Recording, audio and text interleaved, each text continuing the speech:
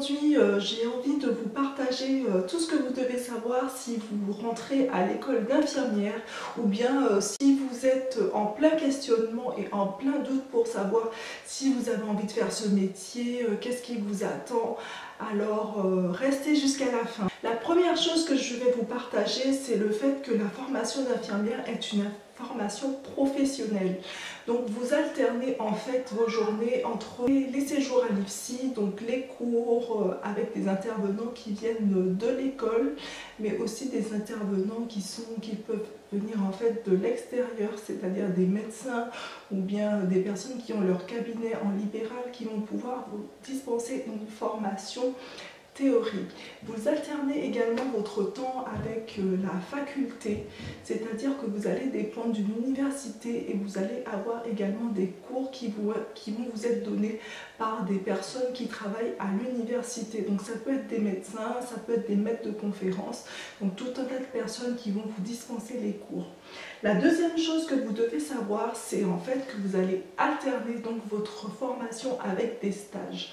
Donc durant ces stages, vous allez pouvoir découvrir en fait tout ce qui fait notre métier d'infirmière, c'est-à-dire les valeurs professionnelles, mais aussi les soins à apporter aux patients. Donc vous allez être imprégné vraiment de votre futur métier et donc dès les premiers stages, vous allez être confronté à des sujets un peu difficiles tels que la mort, la nudité, vous allez aussi être confronté au sang, au vomi, au crachat, aux abcès, à tout ce qui est un petit peu qui fait notre métier et à tout ce qui est pansement, prise de sang, distribution des médicaments. Donc vous allez vraiment baigner dans l'univers de l'infirmière, puisque si c'est votre vocation, si c'est votre envie, vous allez être vraiment confronté à ces choses.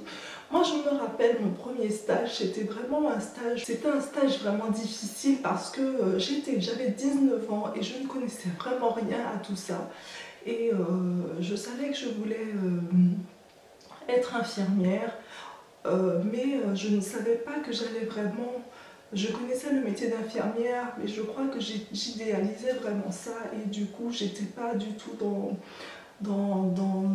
toutes ces choses telles que la mort, le premier patient que j'ai vu mourir, le corps vraiment d'une personne âgée, nue, le sang, le crachat, je ne savais pas, je ne connaissais pas en fait toutes les missions de l'infirmière. Donc préparez-vous psychologiquement à ça et je crois que si on est vraiment bien préparé, et bien tout ça on peut les relativiser et c'est vraiment important d'en parler avec vos amis mais aussi à votre école des choses qui peuvent vous gêner et vous déranger dans cette profession. La troisième chose que vous devez savoir sur les infirmières, c'est l'empathie, en fait, la prise en charge du patient, mais aussi la pression que vous allez avoir par rapport à vos enseignants, par rapport à vos encadrants en stage. J'avais déjà fait une vidéo sur l'omerta à l'hôpital et à quel point ça pouvait être difficile le statut de stagiaire.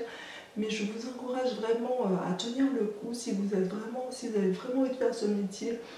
Les premiers temps de stage peuvent être assez difficiles parce que on est en position comment dire, de stagiaire et c'est pas forcément facile, surtout si vous êtes déjà aide-soignante ou bien que vous avez déjà un certain âge, de vous mettre dans la position de stagiaire. Mais ça c'est une phase obligatoire si vous voulez être infirmière et vous allez de toute façon passer 3 ans à être encadré par des gens qui sont peut-être plus jeunes que vous mais qui sont quand même là pour être vos tutrices et pour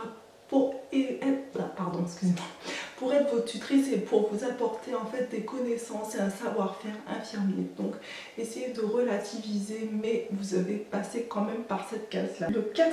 La quatrième chose que vous devez savoir avant de vous lancer dans les études infirmières, c'est que vous allez être soumis au secret professionnel. Donc le secret professionnel, c'est que vous n'avez pas le droit de divulguer ce qui se passe à l'hôpital, c'est-à-dire pour votre patient, donc sa pathologie, son identité, son histoire de vie, ce qu'il vous dit avec d'autres personnes. Vous ne pouvez pas en parler à votre conjoint, de ce qu'il vous a dit, ou par exemple, si monsieur Untel, comme je vais dire n'importe quoi, si monsieur Untel, ben, il a la tuberculose et que c'est votre voisin, vous n'avez pas le droit de le divulguer à d'autres personnes sans son accord. Voilà, donc ça c'est le secret personnel. Tout ce qui reste à l'hôpital, tout ce qui se passe à l'hôpital reste à l'hôpital. C'est parfois un peu difficile parce que nous sommes des êtres humains et comment vous dire que quand on est face à des situations difficiles, ben on a des fois envie de vider son sac. Mais vous pouvez le partager avec d'autres professionnels, c'est-à-dire des collègues qui sont infirmières, qui sont étudiantes infirmières. Vous pouvez partager en fait vos souffrances sur des situations difficiles qui vous arrivent avec tel ou tel patient. Vous pouvez vraiment le partager avec des collègues. Ce que vous devez savoir si vous vous lancez dans ce métier d'infirmière, c'est la relation avec le médecin. Donc vous savez que nous travaillons sous prescription médicale quand on est infirmière. Donc c'est le médecin qui nous prescrit en fait les différents actes que nous faisons auprès de nos patients. Mais aussi on a notre propre rôle à nous, c'est-à-dire qu'on peut faire des choses avec notre propre initiative. Et donc voilà, c'est ça que vous devez savoir. Donc vous allez être sous la direction du médecin, mais qu'il y a aussi des choses, des soins que vous allez pouvoir faire vous-même. La sixième chose que vous devez savoir, c'est que vous allez travailler, vous aurez des horaires décalés. Donc une infirmière doit assurer sur 24 heures la continuité des soins pour son patient. Donc elle est susceptible de travailler donc, le matin, ça peut être de 8 h à 14 h, ensuite de 14 h à 21 h et ensuite de 21 h à 7 h du matin ou à 8 h du matin. Donc en fait, vous allez travailler en horaire décalé et vous êtes susceptible de travailler en journée, en après-midi ou de nuit, et même le week-end. Il faut toujours quelqu'un auprès du patient. Donc si vous n'aimez pas travailler le week-end ou les jours fériés et que ça vous pose un problème, ce métier-là n'est peut-être pas pour vous. Et si vous n'aimez pas vous réveiller de bonne heure pour aller au travail, ce métier-là n'est peut-être pas fait pour vous. Et si vous n'aimez pas non plus travailler les jours fériés, même si on n'aime pas travailler, mais on le fait quand même parce qu'on n'a pas le choix et qu'on fait ça pour le patient, eh bien réfléchissez bien et lancez-vous dans une autre carrière, parce qu'une fois que vous êtes lancé dedans, même si vous pouvez arrêter, c'est un peu compliqué de dire bon, je me rends compte que finalement je n'aime pas me lever à 6 h du matin, donc je change de métier, quoi. La huitième chose que vous devez savoir, c'est que si vous souhaitez être riche, avoir gagné un salaire exorbitant, ce métier-là n'est pas fait pour vous, parce que je vous rappelle qu'une infirmière débutante dans le public, elle gagne 1600 € net, sans les primes, sans les week-ends, sans rien. Donc c'est pas énormément, je trouve, par rapport à tout ce qu'on a à faire auprès du patient et toute la charge morale qu'on a à mener au quotidien, parce que c'est vraiment un métier qui est très prenant. Et oui, on a la vie des gens entre nos mains, donc 1600 € pour avoir la vie des gens entre ses mains, c'est un peu bas, mais on ne le fait pas que pour l'argent, je pense, on le fait pour tellement d'autres motifs, et ça c'est à vous de savoir pourquoi vous allez le faire et pourquoi vous avez envie de le faire. Mais c'est important que je vous dise en fait que si vous avez envie de gagner des millions, c'est pas en faisant ce métier que vous allez être riche. Peut-être qu'il y a des gens qui sont riches avec ce métier, en tout cas en France, je ne sais pas. La neuvième chose que vous devez savoir, c'est que quand on est infirmière, eh bien, on a à gérer, ça dépend du service, entre 10 à 15 patients, sauf dans les services d'urgence, de réanimation, de bloc opératoire, on s'occupe de entre 10 et 15 patients. Donc si vous n'aimez pas gérer 50 000 choses à la fois, les rendez-vous, les soins, l'organisation, enfin tout ça, si vous n'êtes pas quelqu'un de très organisé, en tout cas ce métier n'est pas fait pour vous, parce qu'en fait vous devez vraiment répartir votre temps dans la gestion de 10 à 15 patients. Après, comme je dis, ça s'apprend. Donc, en rentrant dans ce métier, c'est important de savoir ses forces et ses faiblesses pour savoir si vraiment c'est fait pour vous. Et si vous n'êtes pas très organisé, c'est pas bon pour vous. Donc, si vous n'aimez pas le stress, non plus si le stress ça vous rend malade et que vous avez du mal à gérer vos émotions, ce métier non plus n'est pas fait pour vous. La dixième chose, c'est que vous allez découvrir en fait l'esprit de solidarité, de fraternité, de convivialité entre soignants, c'est-à-dire entre les infirmières, entre les médecins, entre les aides-soignantes, entre les différents professionnels de santé. C'est vrai que si on n'est pas solidaire, en fait, c'est compliqué de pouvoir prendre en charge un patient. 11e chose, c'est que vous allez découvrir les joies de l'hygiène. Donc, plus de bijoux, c'est-à-dire plus de bagues, plus de bracelets, donc parce que c'est source d'infection pour le patient. Et si vous aimez être bling bling tout le temps, 24 heures sur 24, plus de faux ongles, parce que franchement ça s'accumule les bactéries, ce métier n'est pas fait pour vous. Si vous aimez vraiment être tout le temps girly, 24 sur 24, c'est pas pour vous parce que vous n'avez pas le droit d'avoir de faux ongles. Après, il y en a qui font ce qu'ils veulent dans leur pratique du quotidien et qui ont quand même des faux ongles malgré que c'est interdit. Chacun se fait ce qu'il veut, quoi.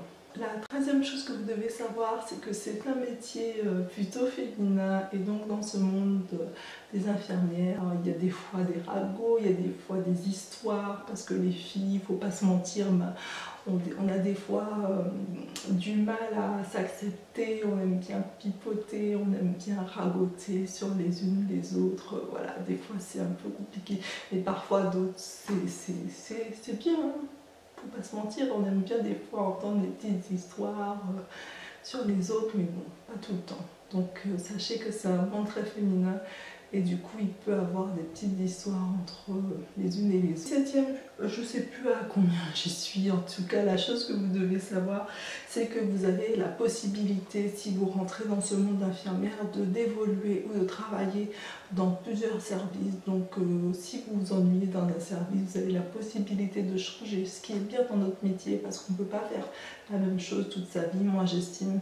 Donc les possibilités que vous aurez, c'est de pouvoir peut-être faire un poste d'encadrement, donc gérer une équipe et donc être cadre de santé, ou bien vous occuper de la formation dans un UFSI, ou bien travailler au bloc opératoire en tant qu'infirmière de bloc opératoire, c'est-à-dire que vous allez assister le chirurgien pendant l'intervention chirurgicale, mais aussi vous occuper de tout ce qui est matériel, de tout ce qui est installation, de tout ce qui est préparation chirurgicale, ou bien vous allez pouvoir évoluer en tant qu'infirmière anesthésiste, comme je le suis moi, en vous occupant de tout ce qui est de la partie anesthésie, donc de la douleur, de la partie sommeil du patient et bien d'autres parties, enfin l'urgence, pour que le chirurgien puisse opérer de façon optimale. J'espère que cette vidéo vous sera bénéfique si vous voulez vous engager dans une carrière d'infirmière. Moi j'aurais voulu avoir ces détails quand j'étais jeune et quand j'hésitais entre la PACES, puisque j'ai fait PACES. Est-ce qu'il fallait que je redouble ou est-ce que je changeais de métier ou que j'abandonne mon rêve ou bien que je bascule vers une autre carrière un peu plus courte. Donc si vous êtes dans toutes ces interrogations, n'hésitez pas à regarder cette vidéo et je ferai également une vidéo sur mon expérience en PACES, pourquoi j'ai arrêté PACES et pourquoi je me suis tournée vers la carrière d'infirmière. Si ça vous intéresse, n'hésitez pas à me laisser en commentaire tout ce que vous voulez savoir et je répondrai avec plaisir. A bientôt pour une nouvelle vidéo.